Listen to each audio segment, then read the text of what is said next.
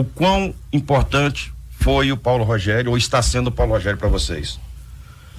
Olha, o ex-presidente é uma figura que ele tem uma robustez muito grande no clube, né? Então, o que ele tem nos dado, simples e unicamente, é autonomia para o futebol e tranquilidade para que a parte política não interfira no dia a dia. E ele, com muita propriedade, vem fazendo e vem entregando isso para nós, né? As vezes que falo com ele realmente tem me deixado cada vez mais tranquilo quanto a isso, para que a gente única e exclusivamente busque o resultado esportivo. Sobre essa questão que é importante, autonomia, você usou essa expressão. Até que ponto vai a autonomia do Andrino? Porque assim, você não chegou a conhecer o Ailê, mas o Ailê pediu para contratar o Tadeu, né? Pediu para contratar o Michael, né? E por aí vai. O do Flamengo lá, o exatamente, Bruno Henrique. Né? Até onde vai a autonomia do Lucas Andrino? E pediu pro Hélio dos Anjos, pro Michael ser titular. Também para ser titular. Porque o Hélio dos Anjos, o Michael ia ser emprestado. Vamos emprestar o Michael.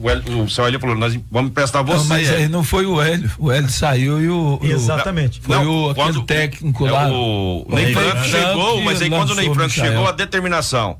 O Michael joga pela ponta direita. Quando o Carlos Eduardo foi para ser no time titular, saía todo mundo, menos o Carlos Eduardo, até ser vendido. E a gente, talvez você não conhecia o Ailê, mas o Ailê tem a família Pinheiro tem uma história que se mistura com a história do Goiás, de consolidar o Goiás. Sim. Isso passa pelo Ailê, né? Passa também pelo Edmir, que dia desse estava no Conselho Deliberativo e também tinha voz ativa dentro do clube. O próprio Paulo Rogério também, né? Como é que funciona essa autonomia? O Paulo Rogério, ele indica? Quem indicou o Jair Ventura? Como é que funciona essa autonomia? Até onde ela vai, do Andrino? Veja bem, quando eu venho com o Pacelo, né, naquela oportunidade em abril, que nós conversamos, eu lembro que nós conversamos em São Paulo, ele foi para São Paulo para conversar comigo e a gente acabou almoçando juntos e eu falei para ele que eu não abria mão de uma coisa só. Porque você concorda comigo que eu estava há 11 anos no futebol paulista? Eu estava consolidado, meu nome consolidado nos processos lá do clube, né? Eu tinha uma autonomia que o dono do clube me dava gigantesca, então até fora do normal. E eu disse que se fosse para eu não ter autonomia, não faria sentido para mim, né? Eu teria uma outra oportunidade em um outro clube. Eu nunca, desde que eu cheguei aqui, aconteceu nada no Goiás, no futebol do Goiás, que não fosse com a minha anuência ou com a minha decisão. Até aqui, até o dia que eu tô falando para vocês, dia de hoje.